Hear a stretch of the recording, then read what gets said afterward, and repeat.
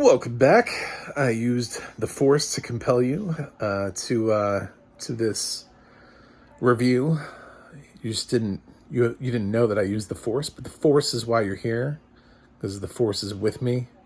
I am the Force. I am with the Force. The Force is whatever. I don't know. My introductions suck. I'm Matt from movieguy.com, and this is my recap / review of Obi Wan Kenobi, the Disney Plus series, episode 2. I split up the episodes, watched them separately, didn't watch them back to back so that way I could absorb the first one and then move into the second one. Also, I get to talk about the first one because I'm saying this is episode 2. So if I'm talking about things that happened in episode 1 and you clicked on an episode 2 review, I mean, like, I'm allowed to talk about things that happened in the last episode. So start with my episode 1 review and then come to this one if you're new to the show. Don't start with episode 2. I'm a blind film critic, so I don't know how cool everyone's makeup is. You know what I'm saying? Like, I don't know how cool the face paints are, what the armor looks like. With these aliens and the CGI, and I can't answer those questions for you, but I can tell you whether or not this thing is any good. What is it doing? What do we got here? Did it get any better since the first episode? Which I gave an A-, by the way. I gave it an A- basically because it was mostly set up and it didn't really have any action. So in episode 2, we pick up where we left off in episode 1, and Obi Wan is headed off to rescue Leia, who I did not spoil her presence in my first review. Leia has been kidnapped by the Inquisitor lady Reva. I'm gonna go with that. That feels right, Reva. I wanted to say Reba. She's been kidnapped by Reba McEntire.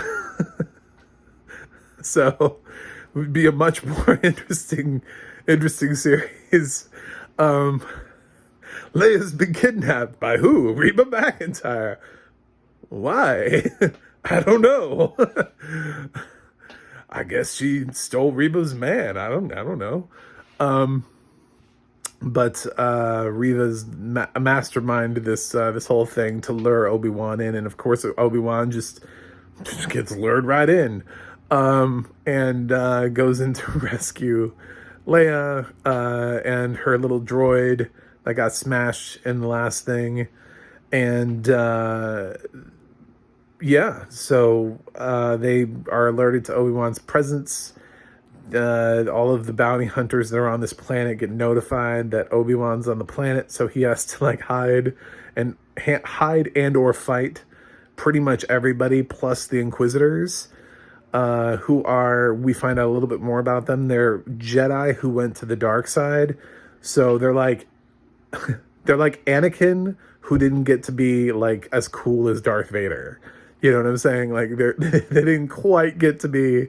Palpatine wasn't like, ooh, I'm going to make you my Darth something. No, you guys just get to be the Inquisitors. So, that's the plus side, I guess, of Anakin being the first to go to the dark side, was that he got the team captain spot. And so the Inquisitors are, they have the abilities that Obi-Wan has. But of course, Obi-Wan is Obi-Wan, so he's the most badass person on the face of the planet. And this happens between episode 3 and episode 4. So obviously he can't die, and neither can Leia. So there's really no, do you know what I'm saying? You can't ever feel like he's in imminent danger because we know where he ends up. We know where the ending goes. This isn't like Rogue One where they created a whole bunch of random new characters and we're like, oh, well, we think we know where the story goes. and then all of the new characters die. This is just a character that we know is going to live. So how much suspense can there be? So I liked most of this episode.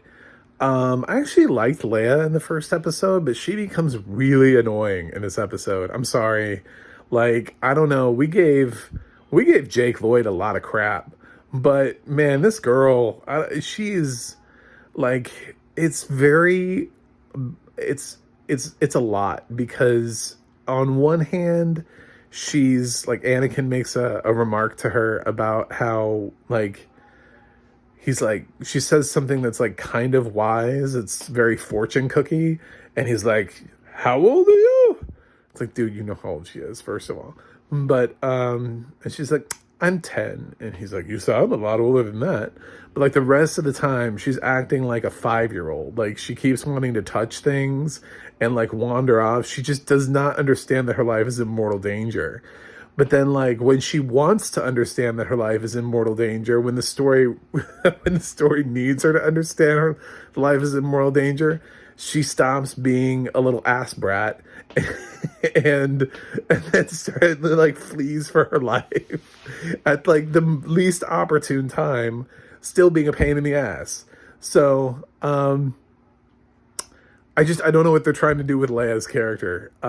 She was pretty intelligent in the first episode. She kind of had some stuff going on for her, but in this one, she's literally the most obnoxious thing in the face of the planet. So I felt bad for Obi Wan. I wanted him to use the Force to like knock her unconscious so he could just carry her through the city, because I was like, do you not you were just kidnapped. How are you this upbeat? How are you touching things? How are you like, you're like, I want to wear this. There's some food over there. I want to eat the food. Like, stop. Like, your character would not be doing this.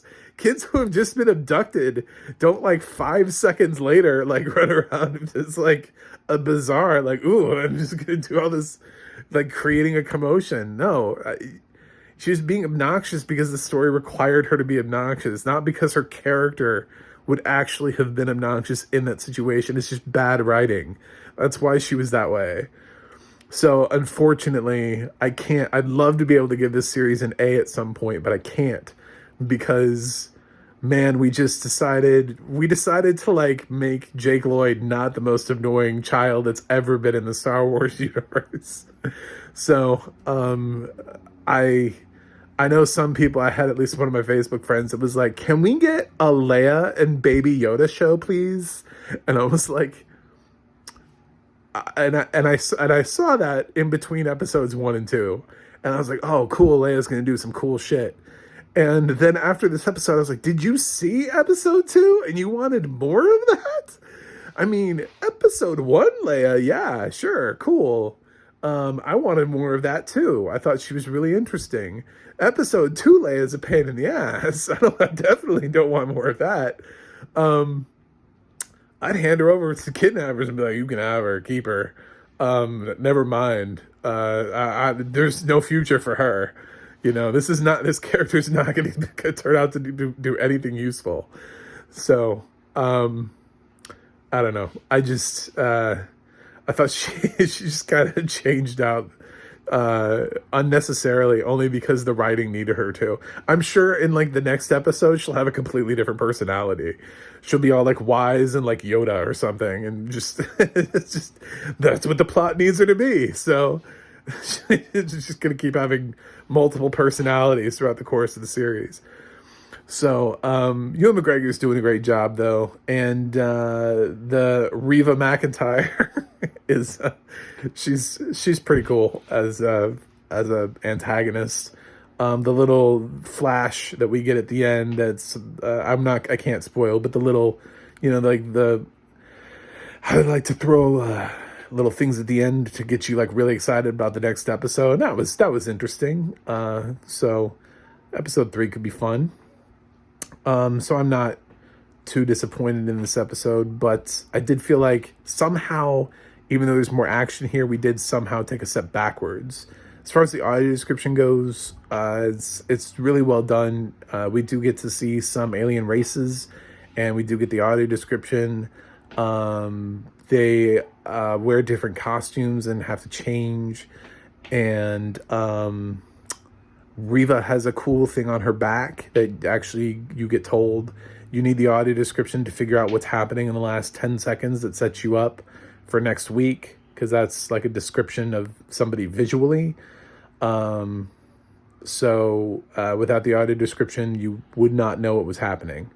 So yeah, there's plenty of things, plus lightsaber fights. So anytime that happens, you want to know like who's got the upper hand. So the audio description is all really useful and really well done, and I loved it. If they had just kept Leia where she was in episode 1, she seemed really intelligent, and I just don't know what happened. So my grade for episode 2 of Obi Wan is actually going to be a B+. I feel like this show's going to turn it around. I can feel it.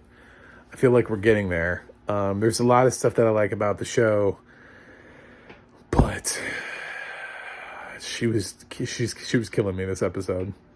Let me know what you think in the comments. Did you like Leia? Would you love to see a Leia baby Yoda show like my friend? A Leia and I should use his real name, Groku. Yes, I do watch enough Star Wars. I know it's not Baby Yoda. Sometimes it's just easier to say Baby Yoda. But, anyway. So,